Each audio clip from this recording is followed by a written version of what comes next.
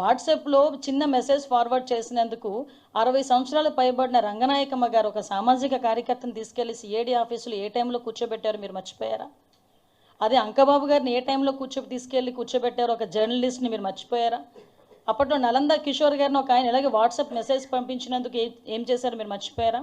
ఒక ట్వీట్ని రీట్వీట్ చేసినందుకు ఇప్పుడు ఎమ్మెల్యే అప్పుడు మన గౌతి శిరీష గారిని తీసుకెళ్లి సిఐడి ఆఫీసులో ఎంతసేపు కూర్చోబెట్టారో మీరు మర్చిపోయారా? ఇలాంటి ఎగ్జాంపుల్స్ తీయాలంటే మేము చాలా తీయొచ్చండి. ఇటువంటి పరిస్థితులు ఉన్న ఈ నేపథ్యంలో నేను ఒకటే కోరుకుంటున్నా జగన్మోహన్ రెడ్డి గారిని. జగన్మోహన్ రెడ్డి ఈరోజు మహిళలకి క్షమాపణ చెప్పాలి.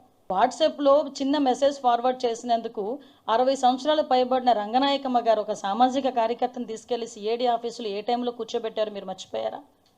అదే అంకబాబు గారిని ఏ టైంలో తీసుకెళ్లి కూర్చోబెట్టారు ఒక జర్నలిస్ట్ని మీరు మర్చిపోయారా? అప్పట్లో నలంద కిషోర్ గారిని ఒక ఆయన ఇలాగే వాట్సాప్ మెసేజ్ పంపించినందుకు ఏం చేశారు మీరు మర్చిపోయారా? ఒక ట్వీట్ని రీట్వీట్ చేసినందుకు ఇప్పుడు ఎమ్మెల్యే అప్పుడు మన గౌతి శిరీష గారిని తీసుకెళ్లి సిఐడి ఆఫీసులో ఎంతసేపు కూర్చోబెట్టారో మీరు మర్చిపోయారా? ఇలాంటి ఎగ్జాంపుల్స్ తీయాలంటే మేము చాలా తీయొచ్చండి.